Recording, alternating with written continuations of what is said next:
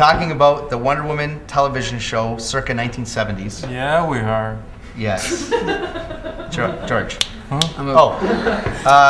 Featuring Linda Carter, my all-time favorite. Yeah, honestly, she was. besides Audrey Hepburn, maybe Audrey Hepburn, but Linda Carter. Speech, yeah. I saw it when I was a kid, loved it, and then grew up, and then watched it again. And I love it. It's awesome. We watched the episode Beauty on Parade. When you watched it as a kid, did you realize she was chasing Nazis around America? No. Yeah, I didn't catch that either I as just, a child. watching it as a kid, you just waited for that. She's so stunning. She's so spectacular that all I remember is the bracelets and spinning the around, lasso, and the costume. And that she did it with so much grace. Like, she never breaks a sweat. No. She never has any trouble getting the lasso around anybody. Never. It's just she's Wonder Woman. Let's put it on. I mean, mind you, she can fly. No, she can't fly in this. Wonder Woman can fly. But I mean, in the show, she's just running after everybody. Yeah. There's no invisible airplane. Not yet. She does make some huge leaps. She leaps bushes. She lifts cars. An impossible feat. Amazing. With no strain, like no sweat, no sign of strain on her face at all. She's Wonder Woman. Yeah. Well, to do justice to maybe to dig deeper, Wonder Woman in the comic books could fight armies of people. So on the TV show, she fights a lot of women.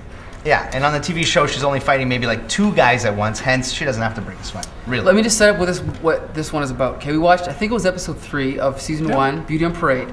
Wonder Woman has to infiltrate a beauty pageant in order to spy on the Nazis. And the best part too is at the beginning of this, because she has her alter ego, right? Yes. So Diana, her alter ego, isn't pretty enough.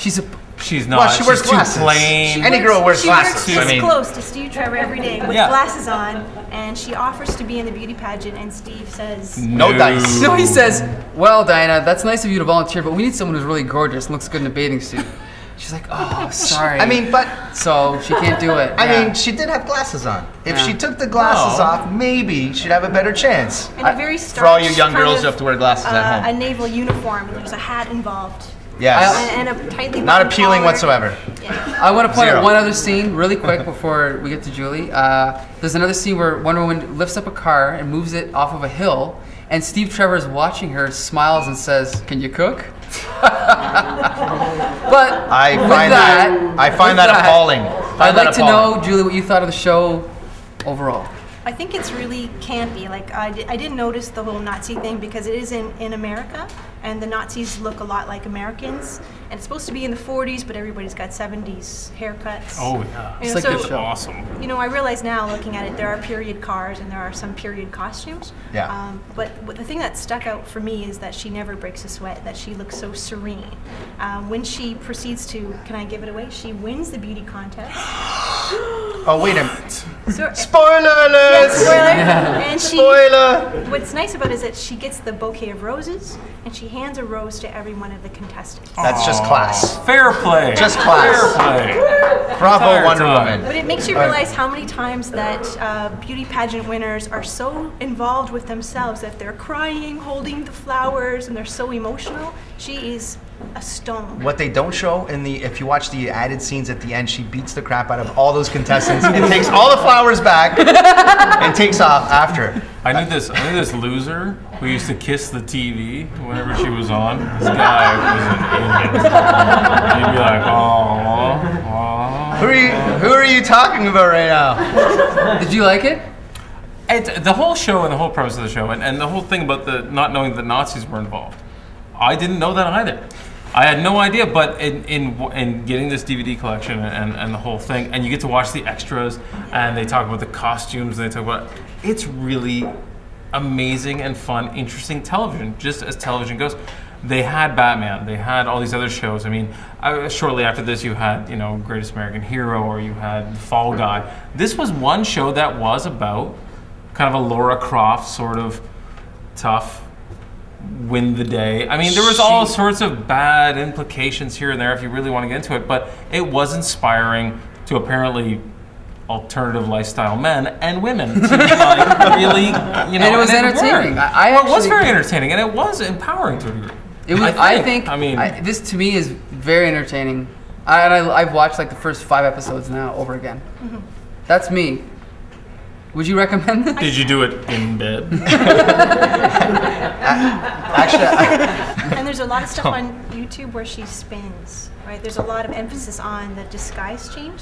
So she does a lot of spinning. I love that. The whole world's waiting for you. She does that whole. You know what I'm talking about? You guys know what I'm saying. Sometimes she spins like 4 or 5 times. It's the same clip from the first show, and they just it doesn't matter. The background's black. She just spins around. You know, let's go back. Come back. We'll talk about Wonder Woman in full. Some more. We're going back and coming back? No. We're going back. You know what I mean? Right?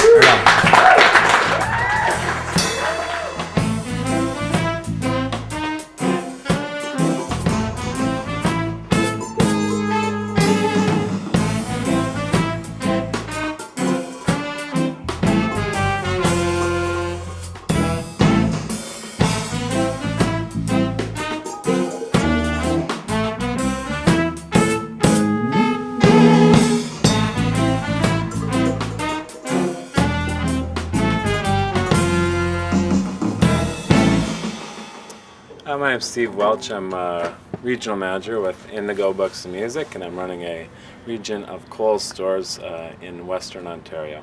I first started reading comics sort of on a whim. I had bought a Swamp Thing in a variety store, and it just blew me away. And it just happened to me right when Alan Moore took over the series and started a great storyline, and I was really hooked from that point on. These are the Watchmen that I had originally bought in 1987. Okay.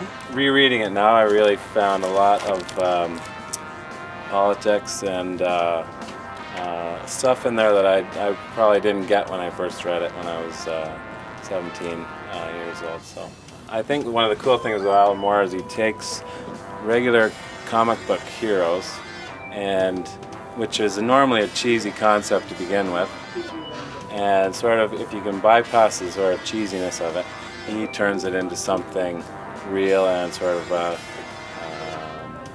gets into the psychological profile of what is a hero and why do we like them so much, and gets into the flaws of heroes, and that makes it much more interesting.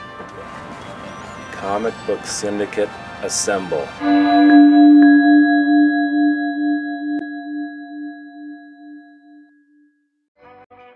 My computer needs fixing. Can you help me?